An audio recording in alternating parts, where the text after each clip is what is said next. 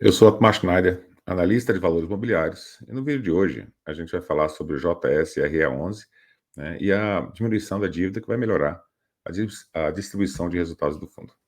E se você se interessa por esse conteúdo, né, temos aqui embaixo, embaixo dos vídeos, o nosso link para os relatórios de fundos imobiliários, de FIF e de FINFRA.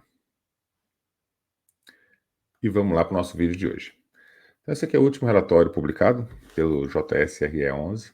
Ele é gerido aqui pelo Banco Safra, né, pelo Safra, que já é um fundo de lajes um pouco mais antigo, onde já tem mais histórico. O resumo aqui que eles colocaram: o cota de fechamento do mês R$ 75,94, patrimonial R$ 109,71. Tá com desconto aí interessante frente, né, ao valor patrimonial da cota. Então, a administração e gestão aí pelo Safra, ele tem uma taxa de administração de 1%, né, sobre o valor de mercado, ou seja, quando o valor de mercado cai, né, a taxa também acaba caindo. Então, é do interesse deles que o valor de mercado seja o mais alto possível.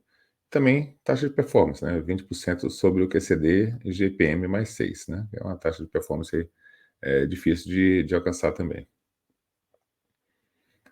Então, ele fala um pouquinho, né, aqui nos comentários da gestão, sobre a queda da taxa Selic para 11,25.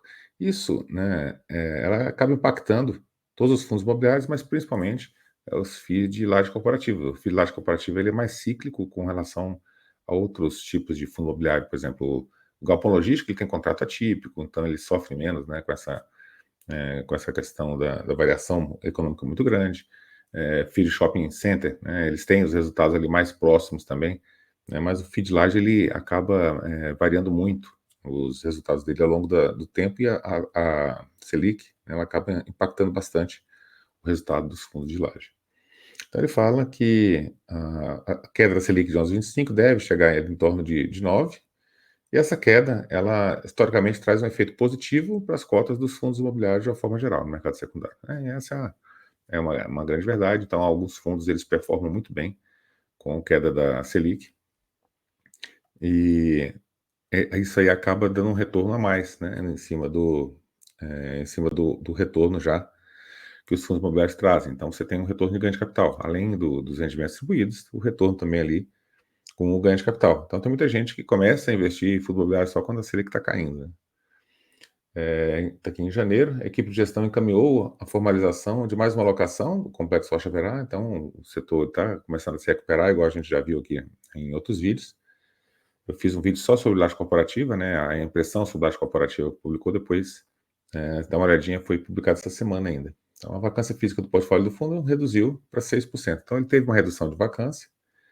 E também ele fez uma estruturação de CRI, ou seja, ele tem uma dívida, né, e o custo da dívida nova vai diminuir, né, para 2,60. Antes era CDI mais 13,15. Então tem uma redução de dívida, teve, né, uma diminuição de vacância. Então isso vai impactar positivamente aqui o resultado do fundo, que é o título do nosso vídeo de hoje. Então aqui, os juros pagos pelo JSRE reduzirão em termos aqui de 500 mil por mês nos próximos meses, abrindo espaço para melhoria do resultado da distribuição dos fundos, né? Então deve ter uma melhoria de distribuição, e a gente vai ver depois como é que ficou a distribuição do fundo aí ao longo do tempo. Então, o dividendo foi de 0,46 por cota, dividendo de 0,61. Então, 0,61 ao mês, vai dar, você multiplica por 12, ele vai dar uns 7, 7 e pouco. Tá? Se ele corrigir pela inflação ao longo do tempo, né, que é bem complicado, né, de fazer essa conta, mas vai dar um IPCA mais 7 num ciclo muito longo, né, que é um investimento interessante. Então, os comentários do gestor, receita imobiliária aqui, a gente vê que deu 10, despesa administrativa e operacional tem aquela questão do endividamento e tudo, deu em torno aqui de 18%, deu 1.800.000, e sobrou aqui 9,5 milhões, que está dando um resultado próximo do distribuído, né? Resultado por cota 0,44, rendimentos 0,46, né? 105% aqui da distribuição. Ele tem um pouco de resultado, e ele tem alguns meses que ele acaba arrecadando mais, tá vendo? 0,54, 0,55, distribui 0,46. Então ele deixou o 0,46 linearizado ao longo do ano todo. Alguns meses ele tem um resultado melhor, outros pior, ele vai compensando e faz uma distribuição mais regular aqui de 0,46 ao mês. E aqui, essa figura que é interessante, ele falou retorno total vezes o benchmark. Então, esse fundo aqui, ele é de 2012, por aí, né? Ele pegou os últimos 10 anos aqui. Então, de janeiro de 24 até os últimos 24 meses. Então, ele foi colocando os dados, e aqui é interessante o que a gente observa, né? Se você for pegar aqui de 14 até 19, 20, né? Ou seja, a metade desse ciclo aqui, ó, o valor de mercado dele estava acima do valor patrimonial, né? Então, esse período aqui todinho, ele estava com valor de mercado acima do valor patrimonial. Então, ele performou, né, acima do IFIX também, né? Então, a gente vê que o IFIX aqui, ó, né, ele só vem chegar junto aqui, ó. 2020 foi na época da pandemia, né? Que deu pico. E essa queda aqui foi a queda que foi ruim para todo mundo a pandemia. Só que o setor de escritórios foi o setor que mais sofreu, né? De lá para cá foi o setor que mais sofreu mais ainda do que o de shopping center, que já recuperou boa parte do resultado. E aí a gente vê agora o descolamento aqui entre valor de mercado e valor patrimonial. Só que agora o patrimonial, né, bem acima do valor de mercado do fundo, né? Então a gente tem aqui o patrimonial e acima do mercado, o desconto grande aqui em relação ao valor patrimonial, né? Então, nesses momentos de baixa muito forte, né, que você acaba, né, tendo um resultado maior, né? Então, você pega aqui os últimos 12 meses, ó, o IFIX deu 18, o CDI líquido deu 10, e a cota mercado, que é 27, né? Então, deu quase o triplo aqui do CDI e bem acima do IFIX. Por quê? Porque ele estava mais amassado do que os outros. Então, o ciclo da laje corporativa, ela é diferente, né? Então, ela tem períodos que ela performa bem pior, né? Então, você fica aqui com um gostinho aqui de quero mais, não te entregou tanto que você queria, e tem outros períodos que ele acaba deslanchando muito mais, né? Qual é o melhor período para comprar? Maior vacância, quando ninguém quer, né? Normalmente é sempre assim.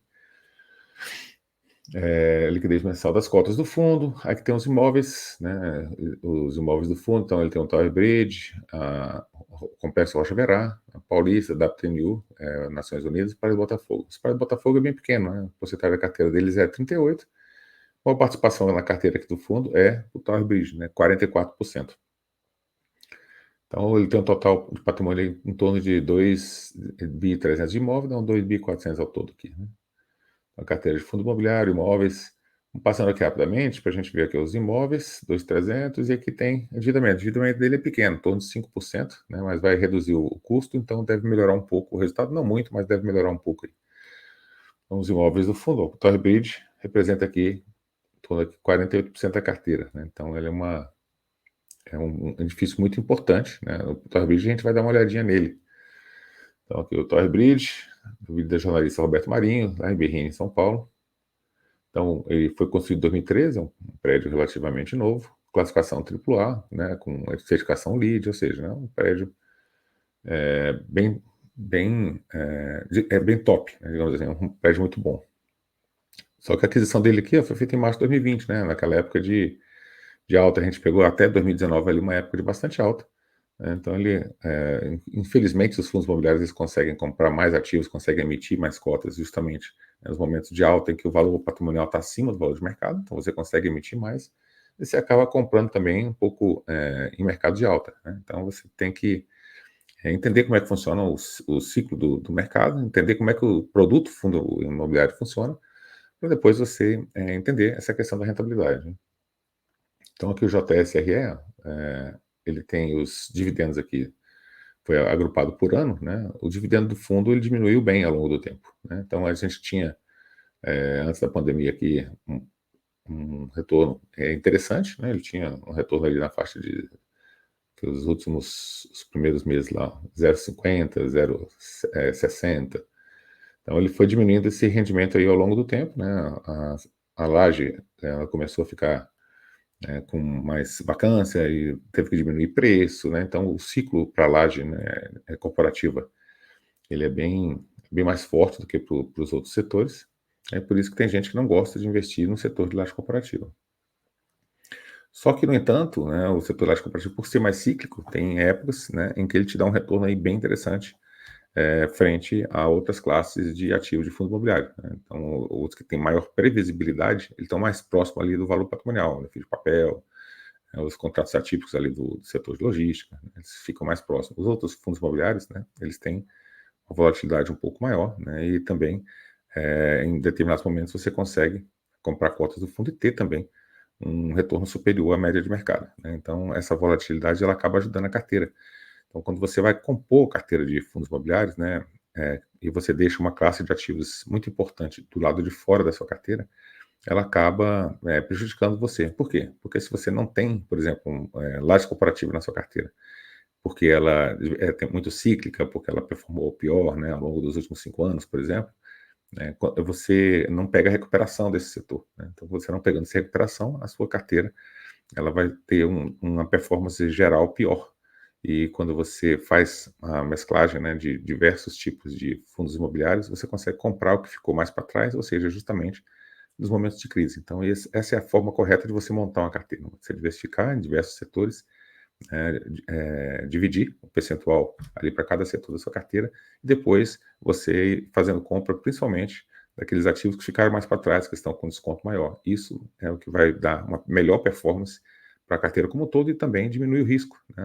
Acaba diminuindo o risco da carteira por conta da melhor diversificação. Então é isso que a gente tinha para o vídeo de hoje. Espero que vocês tenham gostado do vídeo. Se gostou do vídeo, deixa aí o seu like, se inscreve no canal, compartilha o vídeo com quem você acha que pode se interessar nesse tipo de assunto. E é isso que a gente tinha para o vídeo de hoje. Até o nosso próximo vídeo.